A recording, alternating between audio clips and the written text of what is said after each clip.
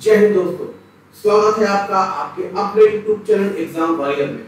और मैं आपके साथ हूं आपका अपना दोस्त अमित कुमार श्रीवास्तव। आज हम जिस मुद्दे पर बात करने वाले हैं वो एक ऐसा मुद्दा है जो बताने की जरूरत नहीं। इस मुद्दे से 1 साल 2 साल नहीं बल्कि कई सालों से हमारा देश लड़ता चला आ रहा है। जहां एक ओर हमारा पूरा देश कोरोना महामारी की चपेट में है, वहीं दूसरी ओर महंगाई ने एक बार फिर से सर उठा दिया है और आम आदमी की कमर तोड़ दी है। एक ओर तो जहां बेरोजगारी है, नौकरियां नहीं है, महामारी है, बीमारी है, उस समय इस महंगाई रूपी डाइन ने सबको खत्म करने का मन बना लिया है और आम आदमी के ऊपर प्रहार कर चुकी है ये महंगाई। जैसा कि मैंने आपको पहले भी बताया था, जब मैंने पेट्रोल के प्राइसेस बढ़ने के बारे में वीडियो बनाया था कि अगर इसको नहीं रोका गया तो हम कई चीजों पर इसका असर देखेंगे और वो आना शुरू हो चुका है। जी हाँ दोस्तों, महंगाई ने एक बार फिर हम सब के ऊपर प्रहार कर दिया है। इससे बचने की जरूरत है और सरकार को जगाने के लिए हम ये वीडियो बना रहे हैं। हो सकता है सरकार का ध्यान इस ओर जाए और हमारा वीडियो बनाने का उद्देश्य सफल हो। आप लोगों को भी जानना चाहिए कि आखिर वो कौन सी वजह है जहां पर सरकार महंगाई को कंट्रोल नहीं कर पा रही और आखिर क्यों। आज तक जितनी भी सरकारें बनी है, हर सरकार में ये मुद्दा रखा गया है कि हम महंगाई को कंट्रोल करेंगे, लेकिन ये कभी भी कम नहीं हो पाती। उसके पीछे क्या वजह है, हमने ये आज टटोलने का प्रयास किया है, जो हम आपको बताने का प्रयास कर रहे हैं। उम्मीद है ये वीडियो आपको बहुत पसंद आएगा। तो अगर आपको महंगाई के बारे में डिटेल में जानना है तो ये वीडियो लास्ट तक जरूर देखें और शेयर करना बिल्कुल ना भूलें। और अगर आप हमारे चैनल पे नए हैं तो इसको लाइक, कमेंट और सब्सक्राइब जरूर करें ताकि हमारे द्वारा बनाए गए वीडियो आप तक पहुंच सके। अगर आप कंपटीशन की तैयारी कर रहे हैं, अगर आप स्टूडेंट्स हैं, छात्र हैं, तो यहाँ से बहुत सारे क्वेश्चन भी आपको एग्जाम में मिल सकते हैं। और अगर आप एक आम आदमी हैं और सामान्य तौर पर अपनी जिंदगी जी रहे हैं तो इस मुद्दे से आपको जानकारी होनी ही चाहिए, क्योंकि ये वो मुद्दा है जो हमसे और आपसे जुड़ा हुआ है। अगर हम घर से बाहर निकलते हैं तो गाड़ी निकालते हैं तो पेट्रोल महंगा है और घर में वापस आते हैं तो खाने का तेल महंगा है, यानी हर चीज पर महंगाई बढ़ी हुई है। इसी के लिए हमने आज इस मुद्दे को चुना कि इसके बारे में आपको हम पूरी जानकारी दे पाए, यही हमारा उद्देश्य है। तो आइए फटाफट स्टार्ट करते हैं हम, महंगाई आखिर क्या है। तो दोस्तों, महंगाई को इंग्लिश में बोलते हैं इन्फ्लेशन। इन्फ्लेशन का मतलब होता है महंगाई। माफ कीजिएगा, इन्फ्लेशन का मतलब नाम से ही क्लियर है, इनका मतलब अंदर और फ्लेशन का मतलब है फ्लो। फ्लो, यहाँ पे किसी के फ्लो की तो बात हो रही है। अब फ्लो कैसा भी हो सकता है पैसे का फ्लो हो सकता है डिमांड का फ्लो हो सकता है एक्सेस डिमांड का फ्लो हो सकता है एक्सेस लिक्विडिटी का फ्लो हो। कहने का मतलब है फ्लो की बात हो रही है कि फ्लो ज्यादा होना मार्केट में महंगाई का कारण बनता है। आपने वो गाना तो सुना ही होगा कि महंगाई डाइन खाए जाते हैं। हमारा पूरा देश परेशान है इस चीज से कि पैसा कमाते हैं लेकिन कहां जाता है। खास तौर से मध्यम वर्गीय आदमी इस चीज से हमेशा ही परेशान रहता है कि मैं पैसा कमाता तो हूं लेकिन बचत नहीं हो पाती। ये महंगाई रूपी डाइन सारा पैसा खा जाती है।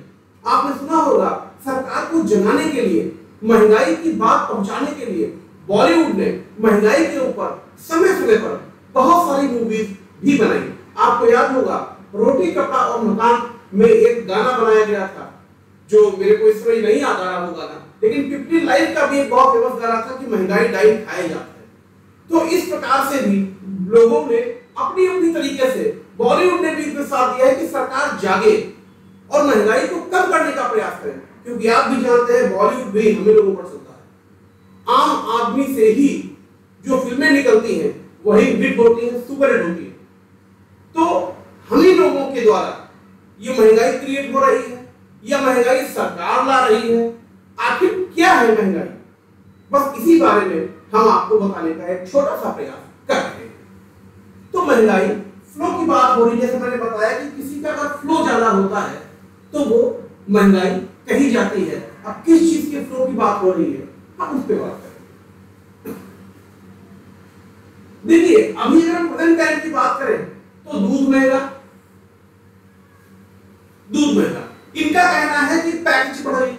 जब हमको पैकेट ही महंगा पड़ रहा है, पैकेजिंग चार्ज महंगा हो गया, तो हम भी दूध महंगा करेंगे। एडमिन ऑयल महंगा, गैस महंगी, इवन टोल टैक्स भी महंगा कर दिया है कई जगह गवर्नमेंट ने। टोल टैक्स भी महंगा, पेट्रोल भी महंगा।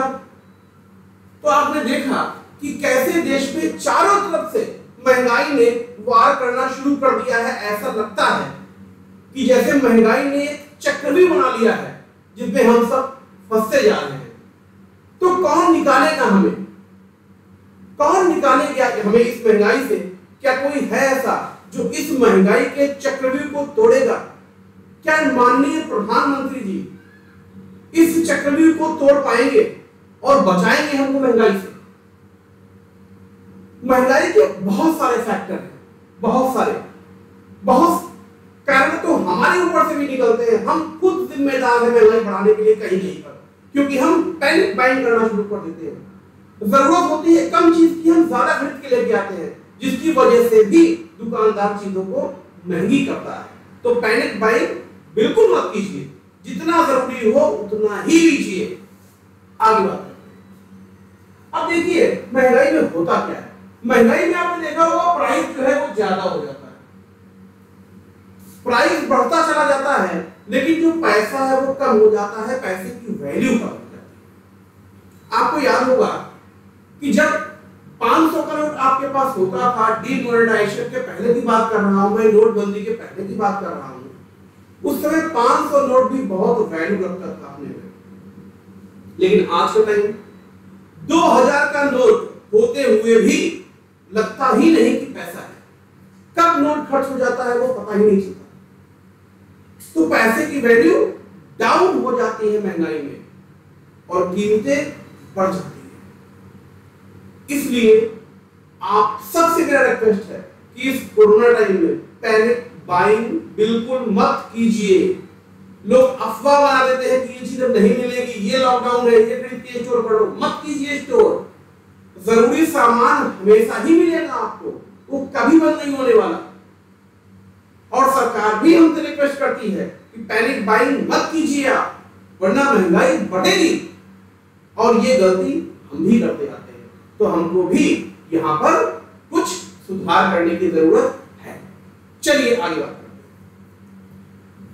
अब हम बात करेंगे डिमांड और सप्लाई के बीच की। ध्यान रखिएगा, मैं बार बार बात कर रहा था डिमांड की और सप्लाई। डिमांड और सप्लाई ये तो ऐसे फैक्टर हैं जिनकी वजह से हमेशा महंगाई आती रही है। मैं नहीं कह रहा कि इस समय की महंगाई उसी वजह से है। इस समय जो महंगाई है वो डिमांड और सप्लाई से बाहर है। इस समय की महंगाई क्या है हम चर्चा करेंगे उसके विषय में। पहले हम बात कर रहे हैं महंगाई सामान्यतः किन परिस्थितियों में होती है। पहली परिस्थिति जो होती है, जो पहला फैक्टर है वो तो होता है महंगाई बढ़ने में डिमांड का। कि अगर डिमांड ज्यादा हो गई तो आप जानते हो कि अगर डिमांड ज्यादा है तो जाहिर सी बात है सामान कम पड़ेगा। और अगर सामान कम पड़ेगा तो जो बिजनेसमैन है, जो दुकानदार है, वो कीमत बढ़ा देंगे, नतीजा महंगाई आ जाएगी। अब हमको ये टटोलना है कि डिमांड बढ़ने के पीछे क्या फैक्टर है। डिमांड बढ़ने के पीछे भी दो फैक्टर बहुत ही इंपॉर्टेंट होते हैं किसी भी कंट्री में। पहला फैक्टर तो बेटा है लिक्विडिटी। अब ये लिक्विडिटी क्या होता है? देखिए, लिक्विडिटी का मतलब होता है ऐसी कोई भी चीज जिससे तुरंत आपको कैश मिल जाए, जिसे आप तुरंत देकर कुछ भी खरीद सको, वो होती है लिक्विडिटी। हम लिक्विडिटी को आसान शब्दों में अगर समझने की बात करें तो लिक्विडिटी को हम कैश के फॉर्म में रख सकते हैं कि लिक्विडिटी को कैश बोलते हैं। आपने देखा होगा कि अगर आपके पास पैसा ज्यादा होता है तो आप ज्यादा सामान खरीदते हो, और जब पैसा कम होता है तो आप सामान कम लेते हो। इसका मतलब पैसा अगर होता है तो हम उन चीजों को भी खरीद लेते हैं जिनकी हमको जरूरत नहीं होती। इसको आप इस प्रकार भी समझ सकते हैं कि अगर आप किसी भी बिजनेस का ग्राफ देखें तो 1 तारीख से लेकर 20 तारीख तक वो ज्यादा फ्लो रहता है, क्योंकि 1 तारीख को सैलरी आती है लोगों की, तो 1 तारीख से 20 तारीख तक वो शॉपिंग ज्यादा करते हैं, तो फ्लो ज्यादा रहता है, चीजें महंगी रहती है। और वही 20 तारीख के बाद पैसा लोगों के पास खर्च हो चुका होता है, तो ग्राफ नीचे आना शुरू हो जाता है, कैश खत्म हो चुका होता है, तो परचेजिंग लोग कम करते हैं, तो उस समय मार्केट में क्या होता है, तेजी कम होती है। तो इसका मतलब कैश सबसे बड़ी वजह है हमारे पास डिमांड को जनरेट करने की। आप कभी गांव में जाके देखिए, गांव में लोगों के पास जमीनें बहुत होती हैं, लेकिन कैश के फॉर्म में पैसा कम होता है, इसलिए गांव में लोगों के खर्चे जो है वो सीमित है, तभी वहां महंगाई नहीं होती। जबकि अगर हम शहरों की बात करें तो शहरों में जमीन के फॉर्म में पैसा नहीं होता, कैश के फॉर्म में ज्यादा होता है, इसीलिए लोग शहरों में ज्यादा चीजें खरीद लेते हैं, शॉपिंग ज्यादा करते हैं, और शहर गांव की अपेक्षा में ज्यादा महंगे होते हैं। दूसरा हम बात करते हैं डिमांड का फैक्टर, तो पहला फैक्टर मैंने बताया कैश जो होता है वो है। दूसरा फैक्टर है बेटा पॉपुलेशन। अगर जनसंख्या ज्यादा है, जाहिर सी बात है अगर ज्यादा लोग हैं तो ज्यादा खाएंगे, कम लोग हैं तो कम खाएंगे। अब जनसंख्या अगर ज्यादा है इसलिए भी डिमांड ज्यादा होगी। अब देखिए पॉपुलेशन की अगर बात करो, पहले हम इन 2 फैक्टर को देखते हैं कि ये फैक्टर इस समय काम कर रहे हैं कि नहीं। देखिए पॉपुलेशन के ऊपर तो एकदम से प्रहार नहीं कर सकते हम, धीमे धीमे ही होना होगा। सरकारों ने इसके ऊपर कानून करना शुरू कर दिया है, 2 चाइल्ड पॉलिसी आसाम लेके आया, यूपी भी बोल रहा है, तो 2 चाइल्ड पॉलिसी पे काम हो रहा है, हो सकता है भविष्य में ये कम हो। अब अगर हम बात करें लिक्विडिटी की, कैश की, तो आप भी जानते हो, हम भी जानते हैं, बेरोजगारी है, नौकरियां है नहीं इस समय, बिजनेसमैन को भी लॉस हुआ है, कैश है ही नहीं लोगों के पास। तो जब कैश है ही नहीं लोगों के पास, तब फिर महंगाई क्यों बढ़ी हुई है? इसका मतलब इस समय महंगाई बढ़ने का कारण कैश नहीं है, कैश नहीं है महंगाई बढ़ने का कारण। इस समय डिमांड की बात नहीं हो रही, इस समय डिमांड की वजह से महंगाई नहीं बढ़ी है। हाँ, डिमांड की वजह से महंगाई कहां बढ़ी है? ऑटोमोबाइल सेक्टर में। आपने देखा होगा कोरोना के टाइम लोगों ने सोशल डिस्टेंसिंग ज्यादा रखी, पब्लिक ट्रांसपोर्ट में लोग कम गए, अपनी अपनी गाड़ियां ज्यादा निकलवाई ईएमआई पे कि हम अपनी गाड़ियों से ही जाएंगे ऑफिस, इसलिए उनकी कीमत बढ़ी। क्यों? क्योंकि कोरोना के टाइम में उनकी डिमांड ज्यादा हुई, लोगों ने सोशल डिस्टेंसिंग के लिए अपनी व्हीकल परचेज की, तो वहां डिमांड ज्यादा बढ़ गई। तो वहां पर तो हम कह सकते हैं डिमांड की वजह से गाड़ियां महंगी हुई, लेकिन जो ओवरऑल महंगाई है उसमें हम ये बिल्कुल नहीं कह सकते कि हमने डिमांड ज्यादा की। इस समय तो जहां पर 4 लीटर दूध दिन में लगता था वो 2 लीटर ला रहा है, 2 लीटर वाला 1 लीटर ला रहा है, 1 लीटर वाला आधा लीटर ला रहा है। आपने चीज कम की है लोगों ने कैश कम होने की वजह से, तो ये तो हो ही नहीं सकता कि कैश ज्यादा है इसलिए महंगाई इस समय बढ़ी हुई है। तो ये दोनों फैक्टर नहीं है। अब बात करते हैं दूसरा, सप्लाई। देखिए सप्लाई कम होने की वजह से महंगाई बढ़ जाती है, डिमांड ज्यादा की वजह से बढ़ी थी और सप्लाई कम की वजह से बढ़ी थी। सप्लाई कम होने का पहला फैक्टर है ब्लैक मार्केटिंग। आप जानते हो ब्लैक मार्केटिंग का मतलब क्या होता है कि सामान तो है लेकिन व्यापारियों ने उसे स्टॉक कर लिया और मार्केट में अफवाह फैला दी कि सामान है ही नहीं। तो जब लोगों को यह पता लगा कि सामान है ही नहीं तो लोगों ने तुरंत परचेस करना स्टार्ट कर दिया, व्यापारियों ने महंगा कर भाव बेच दिया। इसको बोलते हैं ब्लैक मार्केटिंग। इसके ऊपर सरकार ने बहुत सारे नियम कानून बना रखे हैं, लेकिन वो कैसे चलाते हैं ये आप भी जानते हैं और हम भी। हम बात करते हैं अगले फैक्टर। दूसरा फैक्टर है नेशनल डिजास्टर, यानी कि नेचुरल डिजास्टर, प्राकृतिक आपदा।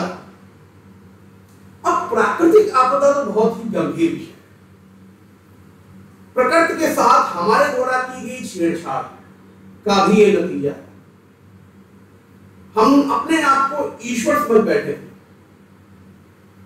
और उसी का ये खामियाजा नेचुरल डिजास्टर के रूप में हमको हर साल भुगतना पड़ता है। नेचुरल डिजास्टर का मतलब कि अगर कहीं बाढ़ ज्यादा आ गई, जैसे इस समय बहुत जगह बाढ़ का टाइम चल रहा है, तो जिस इलाके में बाढ़ ज्यादा आ रही होगी वहां पर प्रोडक्शन एग्रीकल्चर का नहीं होगा, तो वहां पर सप्लाई कम हो जाएगी। अब दूसरी ओर हम बात करें, कहीं सूखा भी पड़ जाता है जिसकी वजह से भी सप्लाई कम हो जाती है। यानी इन दो चीजों की अगर हम बात करें कि ब्लैक मार्केटिंग की और नेचुरल डिजास्टर की, इनकी वजह से सप्लाई कम हो जाती है और मार्केट में सामान कम पहुंचता है, जिसकी वजह से भाव बढ़ जाता है। तो ये भी महंगाई का एक कारण है। लेकिन आप जानते हैं इस समय ये दोनों भी नहीं है। तो इस समय क्या है? अगर हम इस समय की बात करें, प्रेजेंट टाइम की बात करें, तो प्रेजेंट टाइम में जो महंगाई है वो इन चारों से नहीं है। प्रेजेंट टाइम जो महंगाई है वो किसी और वजह से है। उसको बोलते हैं cost push inflation. Cost push inflation बोलते हैं, कॉस्ट पुश इन्फ्लेशन। अब ये कॉस्ट पुश इन्फ्लेशन क्या होता है? ध्यान रखिएगा, कॉस्ट पुश इन्फ्लेशन का मतलब होता है कि अगर महंगाई डिमांड और सप्लाई चेन की वजह से नहीं है, किसी और बाहरी फैक्टर की वजह से है। जैसे सारे इंप्लॉय ने, सारे मजदूरों ने स्ट्राइक कर दी, चले गए छोड़ के, हम नहीं काम पे आ रहे, उस वजह से मांग बढ़ा है क्योंकि लेबर चार्ज महंगा हो गया या लेबर नहीं मिल रहा है, तो बोलेंगे कॉस्ट पुश महंगाई। दूसरा, अगर रॉ मटेरियल महंगा हो गया है, पेट्रोलियम महंगा हो गया है, ट्रांसपोर्ट महंगा हो गया है, माल एक जगह से दूसरी जगह पहुंचने में ज्यादा लागत आ रही है, उससे जो महंगाई बढ़ रही है उसे बोलते हैं कॉस्ट पुश इन्फ्लेशन। यह डिमांड और सप्लाई की बिल्कुल भी बात नहीं हो रही। जो कॉस्ट पुश इन्फ्लेशन है वो मेनली ट्रांसपोर्ट से या रॉ मटेरियल से महंगा होता है। अगर ट्रांसपोर्ट महंगा है तो ये इन्फ्लेशन रहेगा। इसमें लोगों का कोई मतलब नहीं होता। इसमें सीधे से डायरेक्ट सरकार इंटरफेयर कर सकती है, यानी अगर सरकार चाहे तो टैक्स कम करके ट्रांसपोर्ट को कम कर सकती है। लेकिन अभी तो सरकार ने टोल टैक्स भी महंगा कर दिया है बहुत जगह। तो ये उम्मीद करना हमारा बिल्कुल गलत होगा कि इतनी जल्दी महंगाई कम हो जाएगी। हम सरकार पर दोष बिल्कुल नहीं लगा रहे, हम सिर्फ डेटा में बात कर रहे हैं। आपको पता होगा कि पहले हमारे देश में होलसेल प्राइस इंडेक्स के ऊपर महंगाई का मेजरमेंट होता था। होलसेल प्राइस का मतलब है थोक मूल्य देखते थे कितना बढ़ा है। लेकिन आप भी जानते हैं, हम भी जानते हैं कि महंगाई पब्लिक फेस करती है, तो महंगाई का मेजरमेंट भी रिटेल प्राइस पे होना चाहिए। सरकार ने इसमें बदलाव किया और फिर रिटेल प्राइस इंडेक्स शुरू किया। लेकिन जब गवर्नमेंट ने WPI से CPI पे आए, consumer price index retail price index पे आए, तब वो और ज्यादा महंगी निकल रही थी। अब दोनों का ही ग्राफ बहुत बढ़ा हुआ है। अगर हम लास्ट ईयर से कंपेयर करें तो लगभग सारी चीजें महंगी हो चुकी हैं।